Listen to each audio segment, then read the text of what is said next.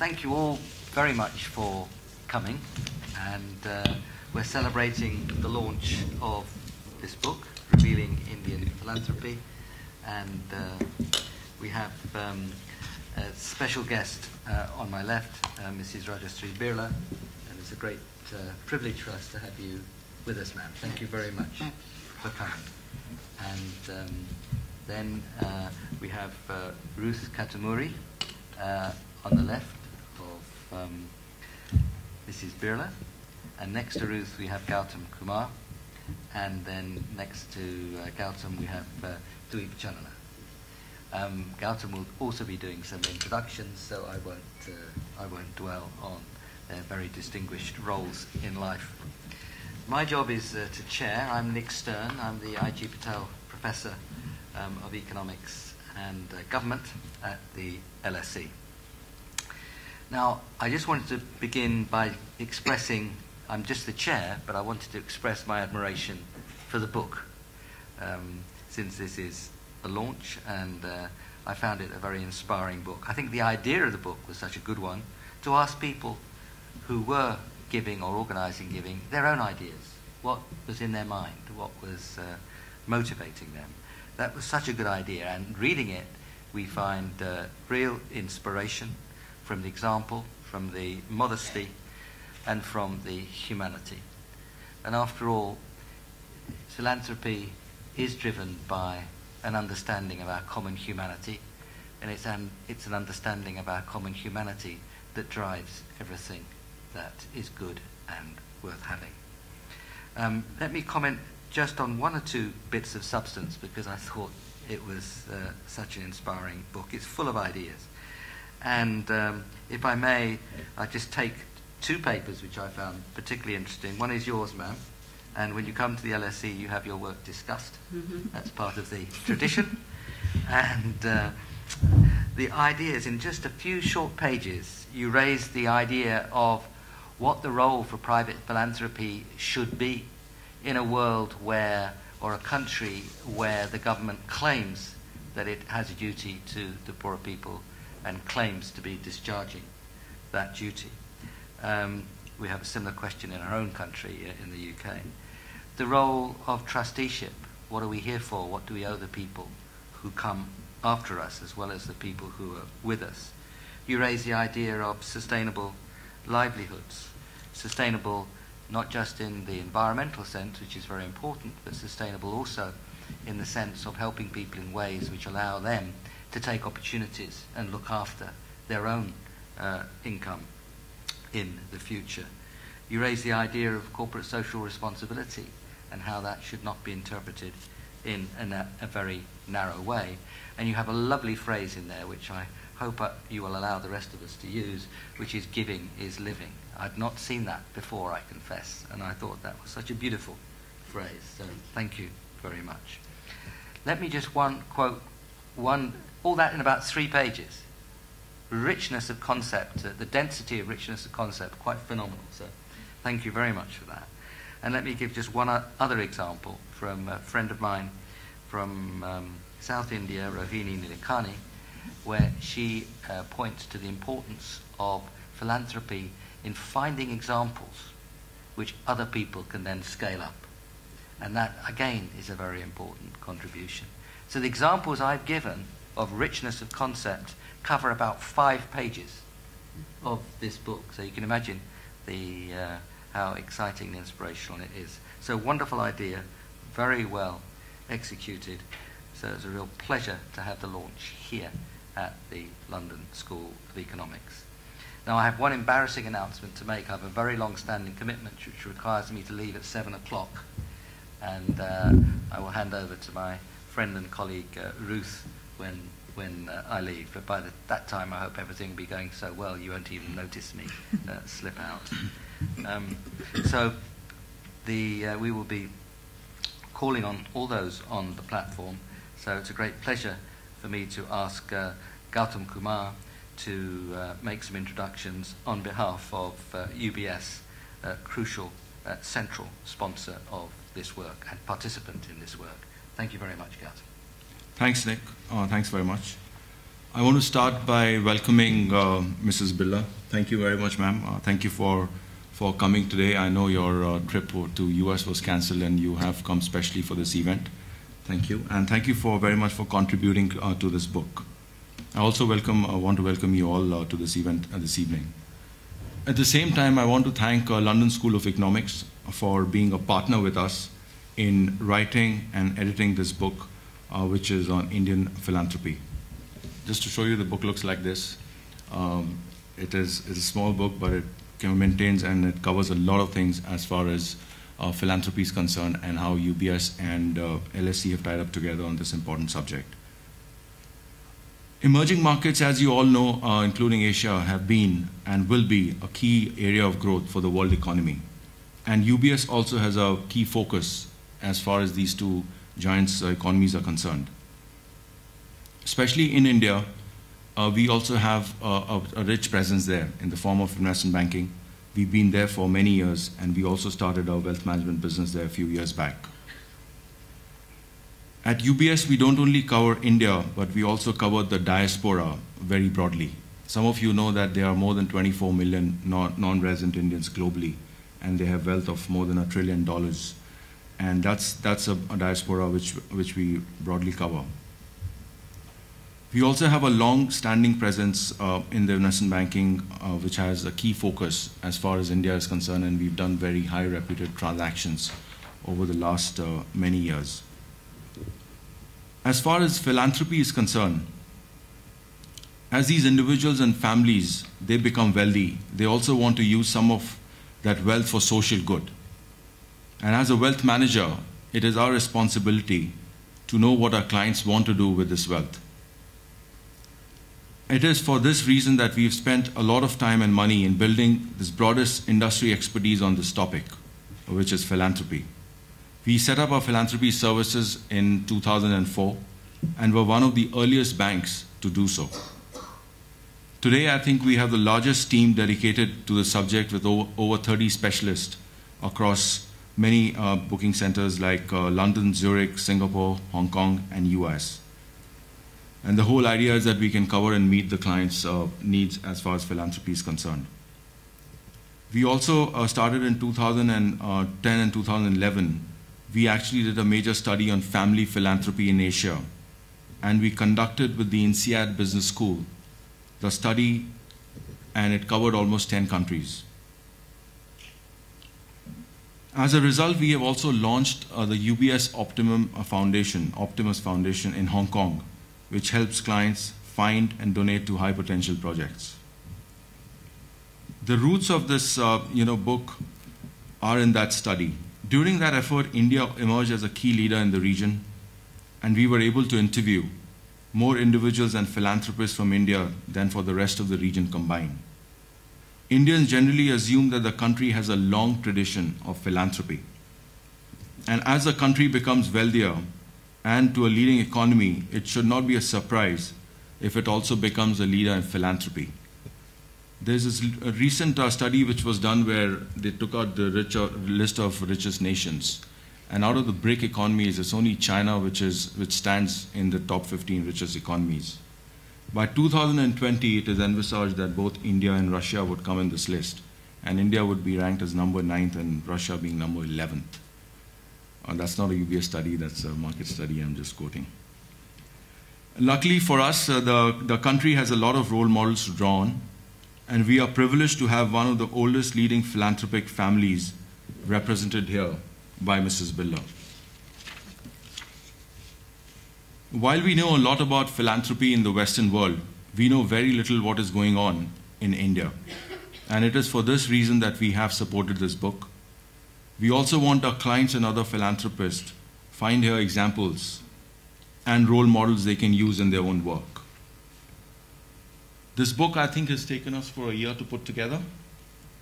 And it is only possible because of India's philanthropists, like Mrs. Birla, who are open to talk about their work and help others in the process. We hope you enjoy the book and the evening. Thank you very much. Thank you very much, Gautam. And now I'd like to ask Dr. Ruth Kattumuri, also friend and colleague, and Ruth is the co-director of the Asia Research Centre and of the India Observatory, and we've worked very closely together on India for a number of years. Ruth, one of the editors of this book. Ruth, could you say a few words, please? Thanks, Nick. Again, because we're informal, we'll keep the discussion informal. It's just we've had lots of events going on, so thank you all for coming. History was not among my favorite subjects in school. However, I enjoy reading it for pleasure, and there's so much we learn from it. So I'm going to briefly start with a little bit of Indian history. Lothal, which I'm sure some of you would be familiar with, was a very well-developed city in 2400 BC during the Harappan civilization. And archaeological excavations show that it was a very wealthy trading town which made pottery, jewelry, and metal items, and also had a very flourishing trade with the West. The growth of human pursuits were deterred by natural disasters such as floods and resulted in resource limitations and an increase in poorer classes. And literature describes that there was a major flood in 1900 BC which destroyed Lothal, as there had been no social security measures to absorb the shocks, and any survivors migrated inland. And it suggested that this is what initiated the responsibility to meet the needs of the poor in the region. Then moving forward to Emperor Chandragupta Maurya, he was during the period 340 to 298 BC. He had a strong commitment to the welfare of his people. As his advisor Kautilya wrote in Arthashastra, which is his treatise on economic policy, statecraft, and military strategy, and I quote, "In the happiness of his subjects lies the king's happiness, in their welfare his welfare.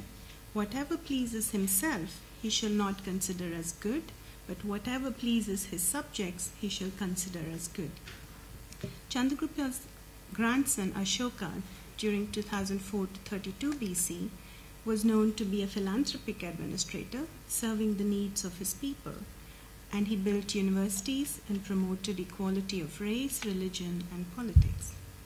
Then we fast forward to more recent times, and many of us are familiar with families such as the Birlas and the Tatas, who have been involved in nation building in the country for over a century.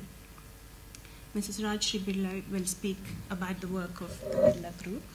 I will briefly refer to the work of the Tatas. 66% of the Tata Group is held in their trusts. They've been involved in setting up educational institutions for over 100 years, both nationally and internationally. The Indian Institute of Science, the Tata Institute of Social Sciences, TERI are among the institutions that the Tatas set up. The Sir Ratan Tata Department was set up at the LSE in 1912 for research into poverty and its alleviation. Clement Attlee was appointed as a lecturer in this department in 1930. He then went on to become the Prime Minister of Britain. India was coincidentally granted independence during Attlee's premiership. This department at the LSE has now developed to become the Department of Social Policy, which is one of the largest departments at the LSE, and we have one of the professors from the department here today. The Tatas continue to support various programs at the LSE. In recent years, they've also developed programs at Cornell and Harvard. In addition to education, they're involved in a whole range of other philanthropic activities to support communities in India through health initiative, arts, sports, and environmental sustainability activities. My own culture and social exposure while growing up in India, as well as my own personal inspiration from the Bible, has been the evidence and practice of philanthropy in the community through giving of one's time, talent, and money. With this backdrop, when a couple of years ago I saw questions being raised about a presumed lack of philanthropy in India, I was piqued enough to want to write a book. Circumstances and mutual interests came together to partner with UBS just over a year ago, and we have enjoyed bringing this book to fruition. We're grateful to Mrs. Birla and other contributors for sharing their valuable experiences with us, which enriches this book. With regard to the future, India's central role for provision of welfare and social security is expanding. So that's one channel through which more would be done to meet the needs of the poor and the needy. At the same time, I believe there is great potential and opportunity for philanthropy to continue to play a leading role in India's development through international as well as private and public partnerships. Thank you. Thank you, Ruth. And now we have a second of the editors of this book, Dweep Chanana from UBS. And Dweep, if you could explain your role in UBS, which it looks particularly interesting, and also what you want to say about the book. Thank you, Dweep. Thank you, Nick. So just for background, I'm one of the co-editors, one of two from UBS, and we work in a team that's focused on philanthropy, as Gautam mentioned, one of 30. And it's our role essentially to look at what is going on in the sector in different parts of the world, as a basis for being able to then go out and advise people and advise clients.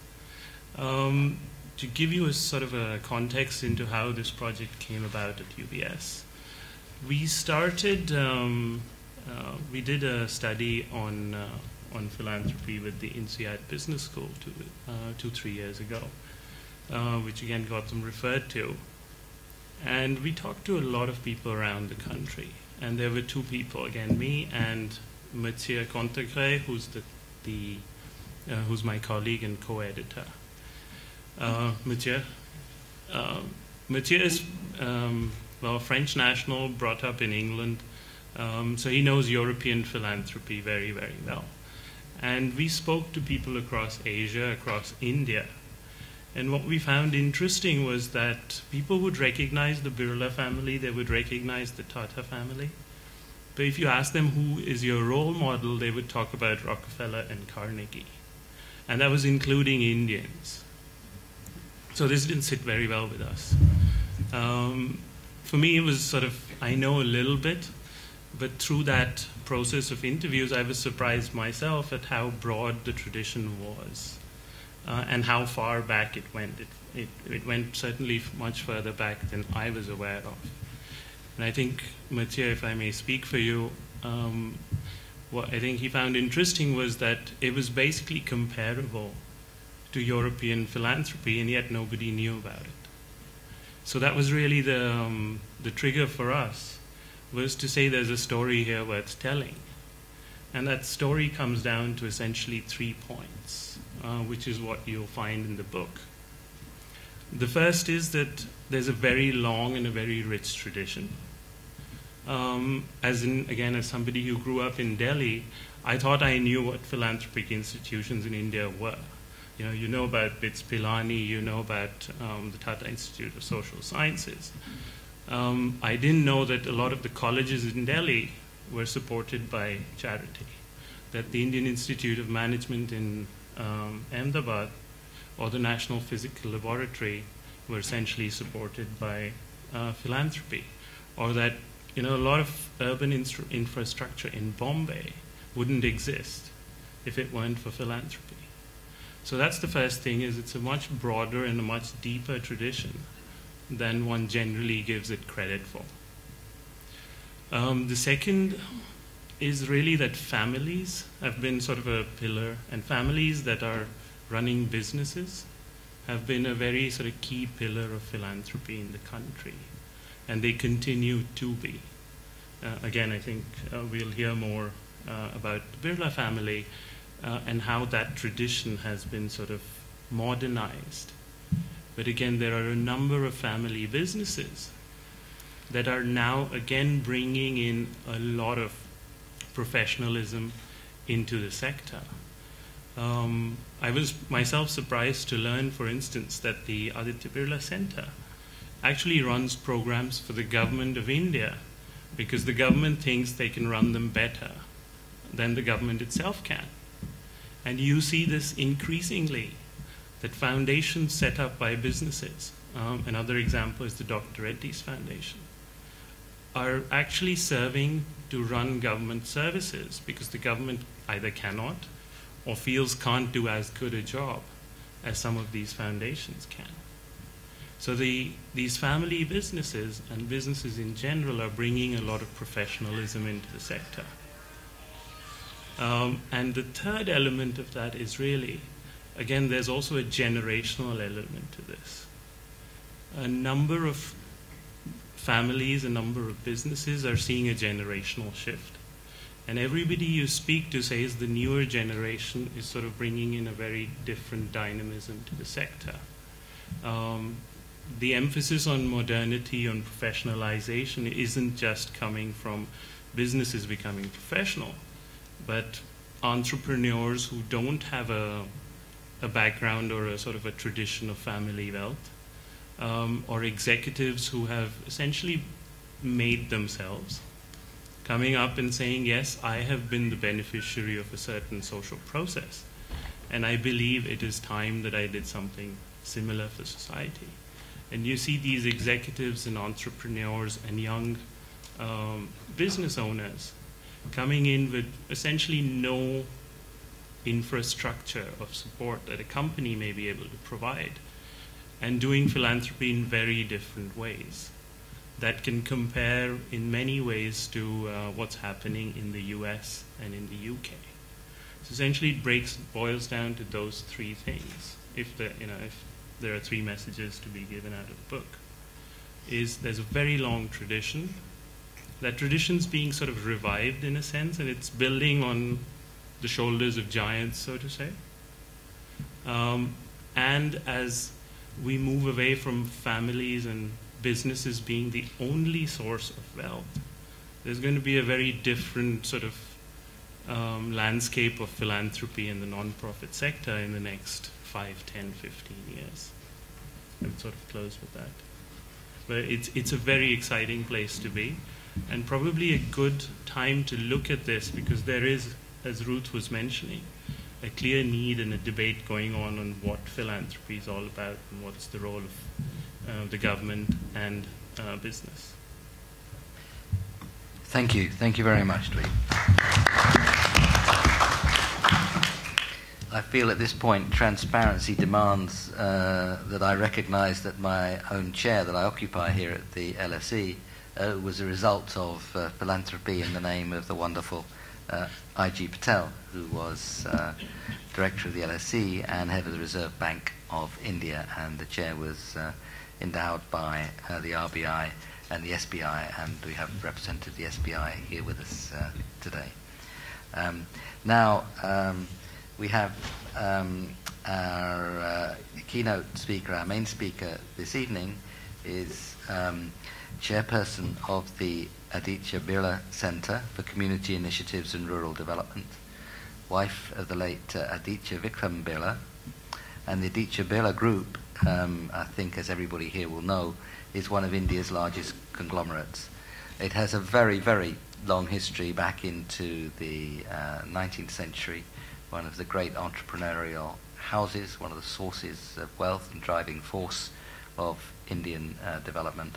And of course, as we all know very well, a leading mover and creator in philanthropy. So it's a great pleasure, ma'am, to have you with us this evening as our keynote speaker. I've already recommended your chapter in the book, and I'm sure everybody who hasn't already read it will read it very soon. And we're very grateful to you for coming, and thank you so much for sharing your ideas with us today. Thank you.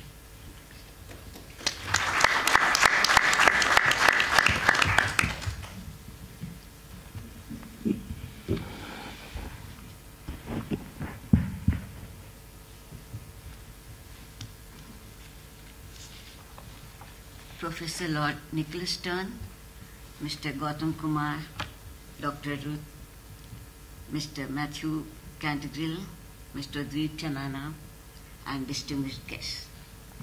First of all, let me compliment the Indian Observatory at LSE and UBS for bringing out this excellent publication on Indian philanthropy. It is indeed a forward step in showcasing Indian philanthropy and social engagement. I'm sure there will be a lot of takes for all practitioners of philanthropy, corporates, academia, and society as well. In the recent past, much has been written on the generosity of several large-hearted CEOs and others in the West. In India, taking care of the underprivileged and sharing personal wealth is enshrined in our scriptures. So philanthropists, by and large, would not speak about the generosity or the good deeds, as these were personal issues. But with the changing times, and more to serve as examples of doing one's duty in life, some philanthropists have been highlighting the causes they support. Again, this is still done in a highly subtler manner. Consequently, not much of the philanthropic work undertaken by individuals is in the public domain. For instance, the tremendous amount of involvement of the Birla family with the marginalized sections of society was never in limelight by design. My grandfather-in-law, Mr. GD Birla, was reckoned to be among the greatest philanthropists and worked very closely with Mahatma Gandhi.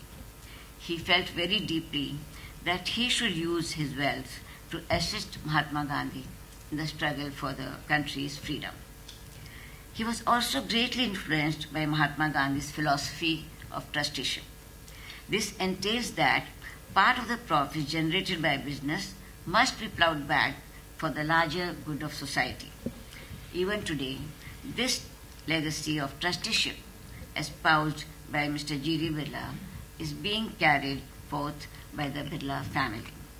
His commitment to lift the poor out of poverty in as many ways as possible remains one of his greatest legacies and continues to be an inspiration that motivates all of us.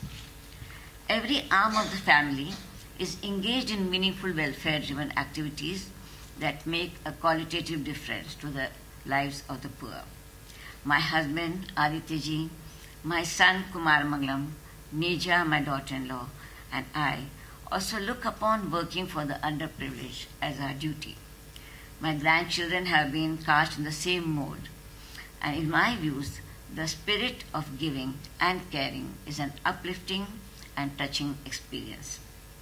This book, by focusing on philanthropy in India, highlights how there is an almost similar large-heartedness and generosity practiced by many Indians, just as we find in the West. Having said that, I feel the need for philanthropy is greater today than ever before. I believe that the history of philanthropic giving should be seen in the context of our country's macroeconomic factors. In India, almost 1/3 of its population lives below the poverty line. People in India do not have any adequate form of social security, unlike Western and European countries. So therefore, it is important for the affluent people to engage in philanthropy. To compare with what people like Warren Buffett, Bill Gates, David Sainsbury is not justified. I recently read Bain's philanthropy report. It revealed that India's rich have increased their contributions from 2.3% of household income in 2010 to 3.1% in 2011. Bain's research also points out that majority of donors indicated that they intend to increase their donations in the coming years. In India, there are well-known philanthropists like the Tatas, the Birlas, the Premjis, the Godrejas, the Bajajes, the Reddys, and many others.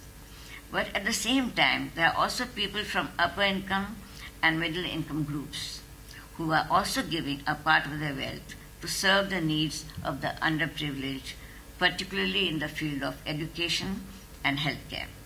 In my opinion, these donors are very significant to the philanthropic cause, and in most instances, they are the ones who set the family's philanthropic vision. Of course, there are a lot of challenges. As you are aware, India's economic growth rate of 9% 2 years ago has gone down, though we expect it to improve very soon. So you have two challenges. The first is that of resource constraint, and above this is the challenge of increased need of the marginalized. I personally believe that there should be more accountability and better communications between the beneficiaries, the NGOs, and the philanthropists. This is necessary to ensure that much more is accomplished out of the monies given. A professional and institutionalized approach is increasingly becoming a characteristic of the Indian philanthropic scenario. This augurs well because when philanthropists see successful outcomes, it helps foster a positive climate for giving in India. I feel it is very important to have performance assessment metrics that establishes the philanthropic impact. Presently, we can categorize three kinds of philanthropists. First category being those who have been giving over generations. Second category being those who contribute for personal, emotional, or religious reasons. And the third category being those who commit funds for bringing in qualitative differences to the lives of the underprivileged in order to bring in systemic change.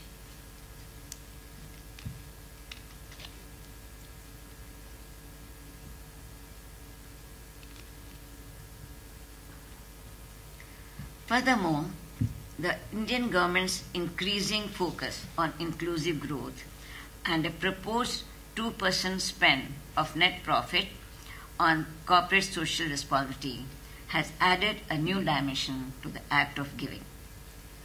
A little aside, but it is contextual, so let me share it with you. Very recently, the FICCI Ladies Group study group had invited me to speak on philanthropy and CSR in Indian context. In the Q&A session, they asked me what is our large vision for India. And I said to them, it's very simple, a vision which should enthuse all of us. My dream is an India free from poverty, an India of inclusive growth, an India where every person realizes his or her optimal potential, an India where every human being lives a life of dignity, an India that can hold a head high in the hegemony of nations. I feel that this is an aspiration which all of us here harbor in our heart and will become even more motivating as we read this wonderful book. I believe each of these contributors, along with thousands of others, are working to best leverage philanthropy so as to contribute significantly towards building a stronger nation. Thank you. It was a privilege being with all of you.